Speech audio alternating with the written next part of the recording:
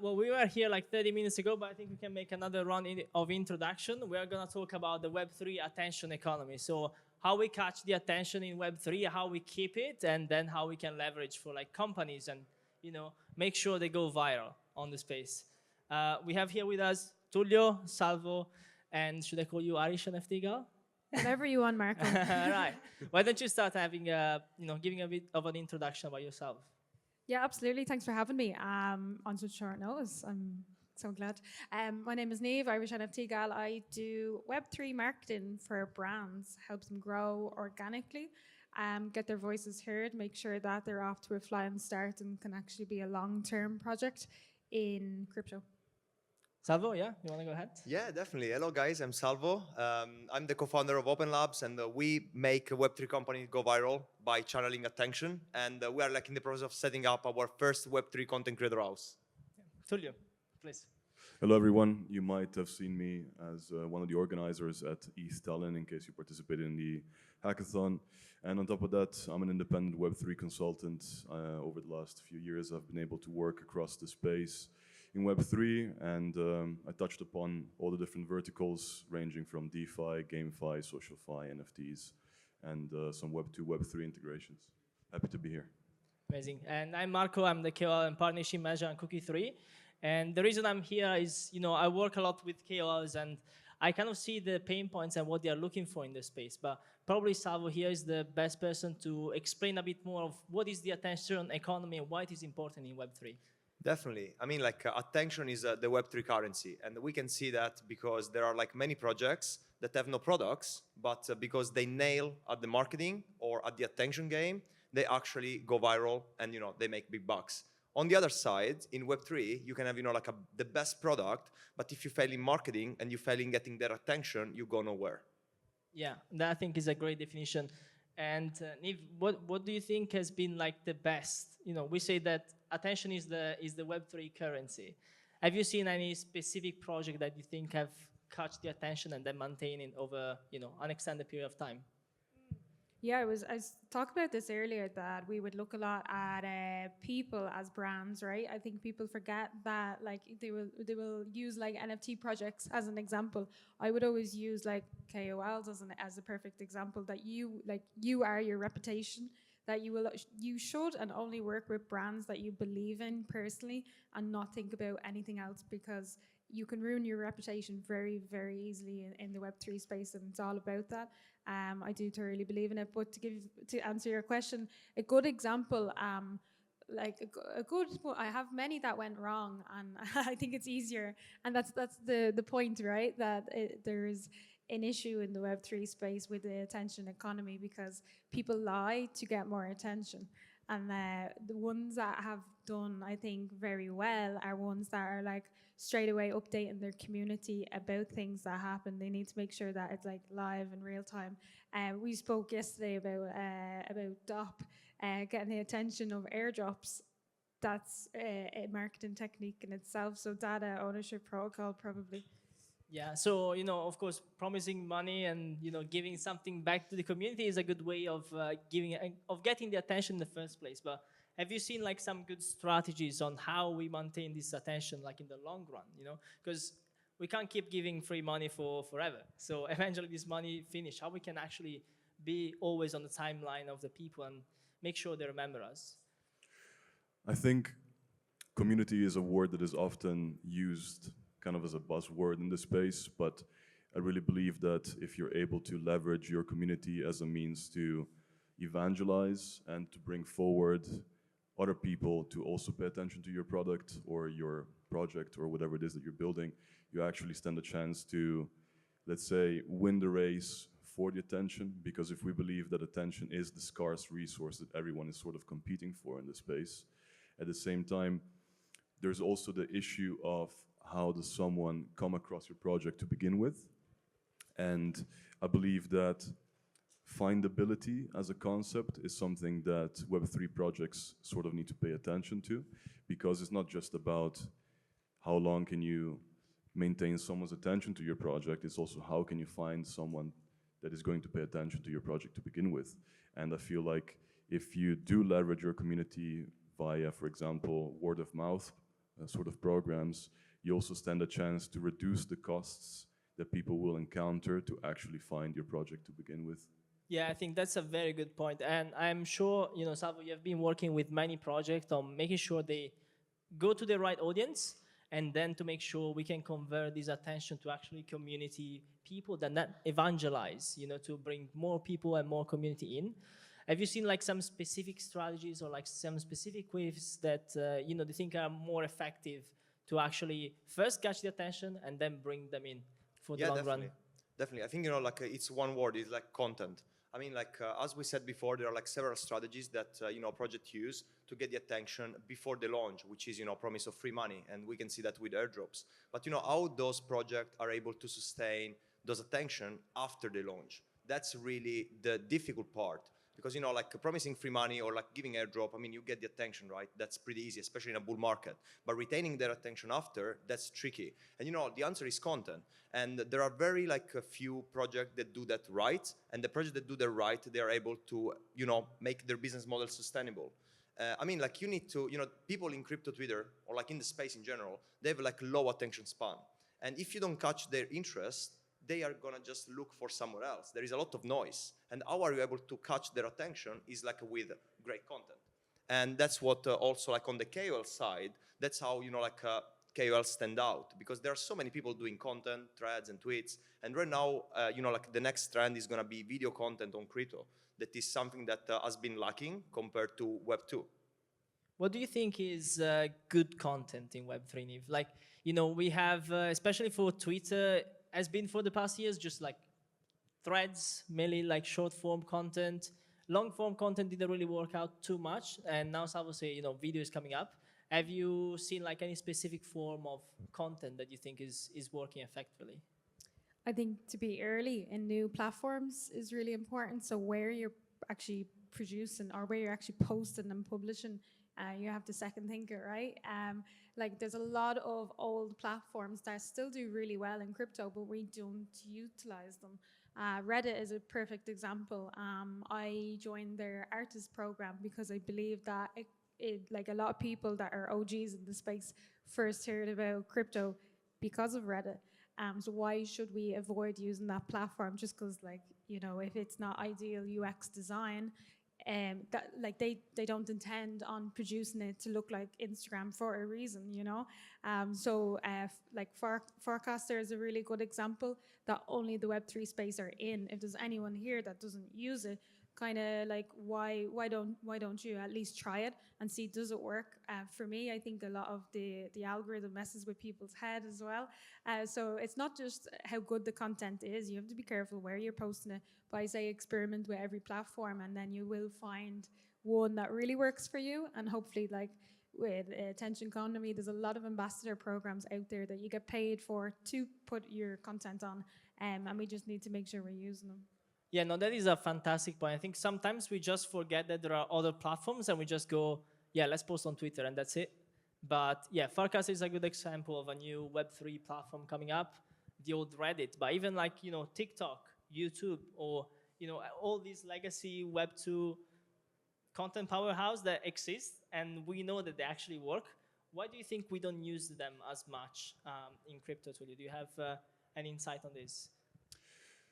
To be honest, I think they're usually just momentary fads, and crypto Twitter is bound to stay. I think that's one of the biggest reasons why people don't pay too much attention to alternative platforms, because they might work in the short run, but then resources are always scarce, and then wherever you're actually investing your resources for doing marketing, then the question remains, why should you not try to grow on the platform that everyone knows will remain as the main point of focus? Okay, so yeah, we're saying basically that maybe YouTube, TikTok, Reddit are this first touch point for people that are outside the ecosystem, and once they get converted and go full digital in Web3, they actually go on Twitter. So maybe Twitter is more as sort of a new way of doing PR rather than actually getting the first touch point. Do you think, Salvo, the new community actually come from the Web 2, or are they coming directly from Twitter? What's your thoughts on those? Yeah, definitely. I think, new people will be coming from the Web2 platform like YouTube, Instagram, TikTok, because that's where normies are. They're there 24/7, and that's, the probably is like the best way to onboard new people into crypto, into the space. You know, crypto Twitter in general, X. I mean, I don't know how to call it X. It's a bit cringe, but I like calling Twitter still. But you know, on Twitter you already have the target audience. So that's why projects go heavily on marketing on crypto Twitter, because you know that has the highest conversion rate compared to Instagram, TikTok, and YouTube. I'd say is in the middle. Is more like of an hybrid. You know, like Web2 people are there, but you know, like Web3 people are also there. So I think like we have like Twitter that is you know, like it has the Web3 target audience. Then we have YouTube, which is in the middle, and then you know, like at the bottom we have like Instagram and TikTok to onboard new people. Yeah, this is you know, something we have to consider though, because as we said, a lot of the newcomers actually come from this Web2 legacy platform. And on Twitter, we know what's, let's say, legit and what's not. We know who is actually shilling something that's going to zero and something that instead is going there for the long run. But on YouTube, it's very hard to you know, gauge actually what's relevant. Have you seen, Niv, any sort of like, not example, but more, you know, how do you think we can give the good content on YouTube while still make sure, you know, people actually go there to look for the next 10x, 100x, you know? Can we find a middle ground there, you think? Oh, probably not. I mean, we need to talk to developers for that, right? Like long-term content is always the best form of content. Twitter gets lost. If you're posting a video, I don't know about you, but I don't like scrolling for years down a KOL's feed. You could post like 10 times a day. That's hours gone, like unless you bookmark stuff, right? So Twitter is awful for long-term content, in my opinion. I usually do social media only on Twitter.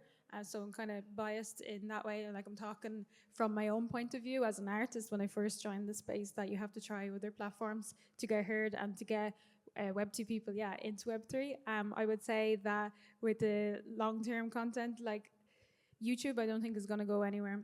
Reddit is not going to go anywhere. Twitter, I don't know. I believe the Twitter community, the crypto community even, will adapt to new platforms. I do believe that there's going to be, because we're always producing and building new products, so why wouldn't we experiment when that's the beauty of the technology that we're in, right? It was all completely new to us one day, so we're going to keep having to be able to change. Yeah. What do you think, Tullio, you know, what's coming next for like this Web2 platform that are seeing like a lot of increase, especially as the market picks up? A lot of people go and search for, you know, the next shitcoin to buy. Do you think there are going to be more native Web3 platforms, or we are just going to have, you know, this YouTube is always going to be there dominating for anything related to, you know, what's catching, what's attention? By Web3 platforms, you mean social media Web3 platforms? Yeah, any sort of platforms that, you know, for Twitter, for some reason, we decided that Twitter is the place to be if you're in crypto. Also Reddit in some sort of way, but it's more a bit underground. Discord is now the place where, you know, the community lives. Do you think we're gonna have like a sort of video platform where the Web3 content is gonna thrive? It's a good question. I feel like video content is probably more appropriate for some projects compared to others, because when you're dealing with more complex protocols that delve into financial complexities, I feel like video content is not necessarily that appropriate due to its usual short and impactful nature, whereas video content has been leveraged over, let's say, the last 10, 15, 20 years really well by more, let's say, brand-oriented type of projects and businesses. And in that domain, I do believe there is a lot of space for incumbents, generally speaking. And I see probably NFT projects and more community-oriented projects really leverage video-based content to its full potential. But when it comes to platforms, I can't really tell whether there's going to be an insurgence, for example, on TikTok. I do not know that businesses in general are now trying to leverage TikTok, specifically with the newer generations. In the Netherlands, we have one company that is pretty big. It's one of the biggest Dutch companies. It's called Hema, and more recently they've had insane success on TikTok by doing a really, let's say, impactful campaign that leveraged the short-form video content. But I think it's going to be a while before we see APR and APY and, you know, bonds and all these complexities being explained in 7 seconds formats. Yeah, no, that is definitely hard to understand where the new audience comes from, right? We don't know if they just saw it somewhere and advertised on TikTok, or they just came from, their favorite KOLs. It's very hard. But you, Salvo, said before that, not YouTube, but video is like the next meta for content. How do you envision this video content coming up and, raising? Do you have any sort of example, the way you see how video plays a strong, an important role in the future? Yeah, of course. I mean, like we can already see that there are like some content creators on Twitter that are doing videos and they're nailing it. They're getting all the attention because there is a gap on crypto Twitter. Not so many people do videos, and the few ones that do videos, they do pretty well because video is the most engaging format. And people love that. So I think the type of video content that works on Twitter currently is short form because as Niv said, on Twitter you just scroll. So it's not like YouTube that you just go there specifically and you watch the video. So if you make short form videos on Twitter, you get people attention very quickly. That works very well with the low attention span that people have. And actually it works very well because video is super engaging and is different compared to the vast amount of tweets and threads that you see on Twitter every day. It's just something new and is catchy, is eye-catchy, and people love it. Yeah, I think we get bored pretty easily on crypto in general, and yeah, on Twitter there is probably too much content as a written content. So you just, when you scroll, if you see a video or something catchy that looks, you have a good reason to stop. There's the same way you do maybe on Instagram, on TikTok, where you see a video that actually is it makes sense for you. And since we don't have a lot of them on Twitter, when you see something that looks right, you just stop and watch. What do you think, Niv? How do you instead look? Do you envision the video content? Do you agree with Salvo, or do you see something else? How do I stand out? Did you say? Yeah. What do you think stands out on the video format? Get yourself a good video editor, I suppose. As a KOL, you're kind of expected to be the video production company. You produce and you do the post production, you do the after. So we need I don't know if everyone uses it, but for example, YouTube has tools that you can edit your video inside. I don't think a lot of people use it. They'll do it the maybe easier option and edit on TikTok or edit somewhere else. So I think more way that you can cross post, the better, instead of having to publish and post everything individually. So using more tools. One thing that I do use as a social media manager is Buffer. Buffer is really helpful, but it's crap for Web3 brands, right? It's not integrated with any Web3 crypto. So we definitely do need social media management for crypto platforms. Doesn't exist yet, so if anyone here is a developer, feel free to steal the idea. Yeah, there is still a lot of things that needs to be developed. Tullio, before you said, ambassadors and people that actually can convert this attention to community plays an important role. I'm sure you have worked with many companies that have used some different strategies to make sure these users stick with them. Do you see any specific strategy that they have used that you've seen that are successful to make sure they convert these new users that maybe came from Twitter, they came from Instagram, TikTok, and then they actually stay there because they enjoy the project?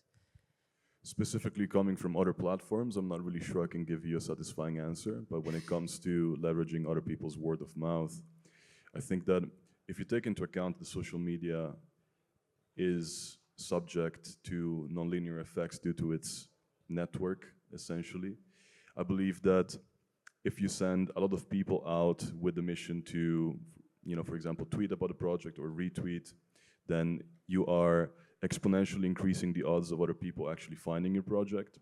And the way I've worked in the past is, for example, to incentivize specific actions to be taken. Let's say that you have a specific campaign that your project is running. Then what you can do is leverage your thousands or tens of thousands of community members to retweet, repost, or quote the tweet that you actually want them to spread far and wide. And then in a relatively cost-efficient way, you're actually increasing the reach of your posts in a way that is very substantial. And I found this to be in the past very successful, generally speaking. Also during the bear market, I was able to raise north of 750K for different projects. And it was all entirely done by means of essentially leveraging other people's word of mouth. If you do it, then you can usually create bounties or incentive plans worth a couple $1,000s. And then when you compare the expense versus, for example, how much you would have to spend to have a similar result by means of conventional means, let's say through ads run on different platforms, I feel like the ROI is very high. So that's a strategy I found successful in the past year. Yeah, amazing. And maybe Salvo, you have like the first kind of person view of this, because Tullio come from the company perspective that look for these KOLs and brand ambassador, and you are actually like brand ambassador of some project. How do you actually screen the company you want to work with, and how do you personalize either the content or the way you reach out to new audiences? I think there is a huge reputational risk on the KOL side, because there are like so many scams in the space.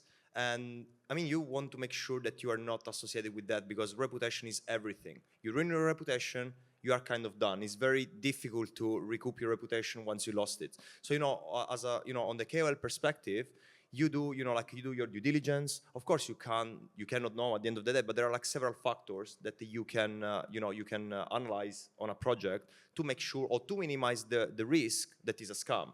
One of these, of course, is like the founding team. So if he's not doxed, he's like, that's like a red flag. So you just want to know like who the team are, like what they do, the founders' previous background. Of course, if they are VC backed, the reputational risk is lower, because ragging after you got VC money, it's very unlikely. There have been cases, but if a project is VC backed, the risk is lower. So I think as a KOL, you analyze this factor, and to answer your second question, that is which kind of content you make for those projects, it depends, right? It depends what those projects want to achieve, what are their goals, and you just adjust it. Some of them, they want educational content, so they want to, for example, if it's a DeFi protocol which is complex, probably you want to make it easy for people to understand, because not everyone is very technical on Twitter. Others want to get like attention, so you leverage memes, or you leverage like entertaining content. Okay, that was great. I think our time is almost up. I think we had a lot of time and a lot of fun understanding more. You have a question? Yes. I think we can do it very quickly. Short question. Okay, let's go. Let's go. Let's do it. Love it. I was gonna say,